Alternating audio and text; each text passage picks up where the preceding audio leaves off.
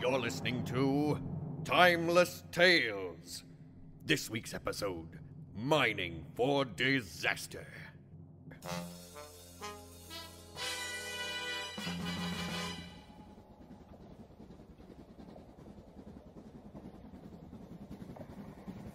The cause of death was uncertain.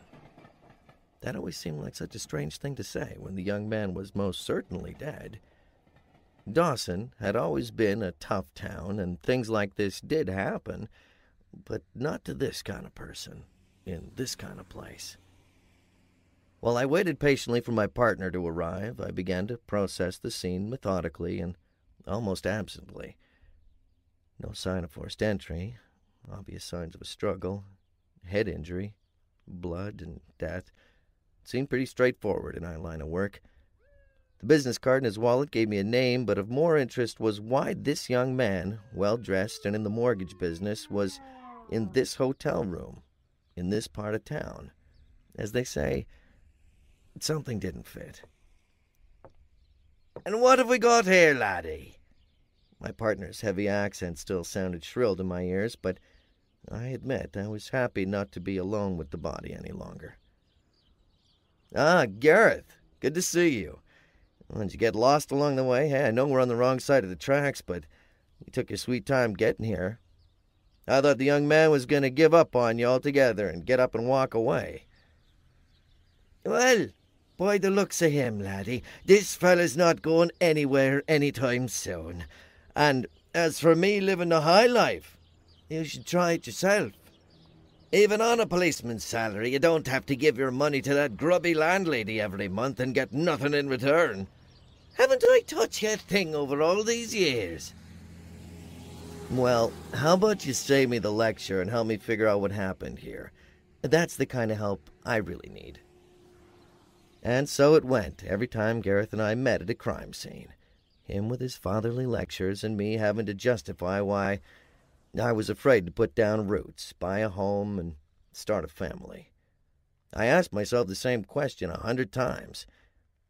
Perhaps I should have asked our mortgage broker for advice before his untimely demise. "Well, his bloody head's cracked open. That's your cause of death." I had not yet moved the body, but sure enough, a plum-sized hole in the victim's skull was clearly visible once we rolled him over. "Well, what about a murder weapon?" I asked, half expecting a sarcastic answer, but instead I noticed Gareth looking intently at the young man's chest where I had opened his shirt to feel for a heartbeat. "And what are you looking there for, laddie? The kid's got a hole in his head." When I opened the young man's shirt, I noticed a strange wound, almost like a burn. The skin had turned very black, and the arms were clutching the chest at the time of death. Well, the blow to the head may not have killed him. He's holding his chest, not his head. That seems very strange. But why would somebody hit him in the head after he was dead? Before I could say anything more, Gareth quickly closed the young man's shirt and said, "Well, I'm sure Albert at the morgue will sort it all out." What Gareth really meant was that it was Friday afternoon and he was not interested in this case until Monday. He told me to go home to my landlady, and he'd meet me at the morgue after the weekend.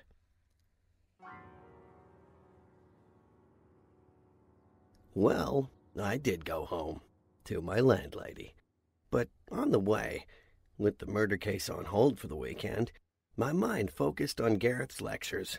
Why haven't I bought a home and started putting down roots? And why not here and now in Dawson Creek? Dawson Creek had always been a town of rogues and charlatans. From one gold rush to another, and this time around it was oil and natural gas. The town had played host to the thrills, the violence, and the exhilaration of a frontier-style spirit of lawless adventure since it first began.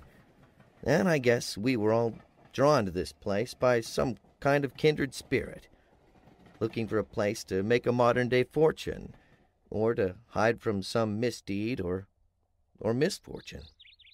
My story was just another like the others, and I always thought that a town like this was where I'd be happy.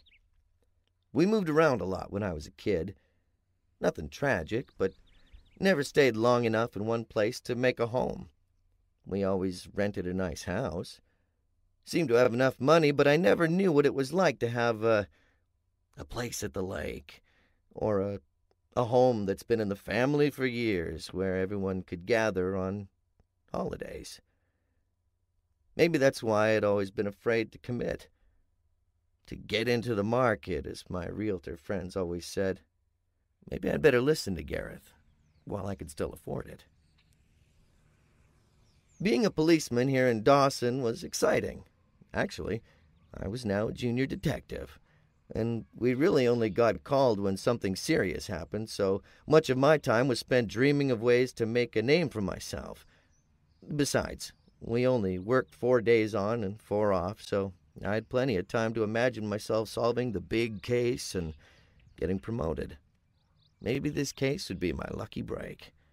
Maybe that's what I needed to make this place my home, to buy a place of my own and to make a life for myself.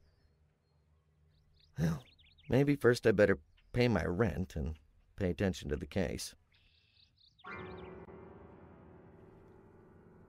Good morning, laddie. How was your weekend in the hovel? Hey, what say you and I get to work figuring out who done it, as you Americans like to say? The fact that I was Canadian was of no consequence to Gareth, so I let it go and pulled back the clean white sheet that covered the cool and rigored body. The coroner had prepped the body and examined both the chest wound and the skull trauma. Cleaned up, the hole in the young man's skull was closer to the size of an orange, and I found myself staring into the clearly visible brain tissue. How could this not be the cause of death? And if he was already dead, why inflict such a serious blow? The brain tissue was compelling, unlike any other part of the body, and I could not draw my eyes away. It struck me as curiously odd that only days before, this same brain was processing complex numbers, making decisions, and giving advice on perhaps the most important decision anyone would ever make in their lives. And now, like a discarded, unplugged computer, that same powerful force did little more than keep from us its final and tragic story. If only we could ask what happened, or plug into some kind of cryptic video replay as seen by the eyes and recorded by the brain, to give us the whole story of the final moments of this human life.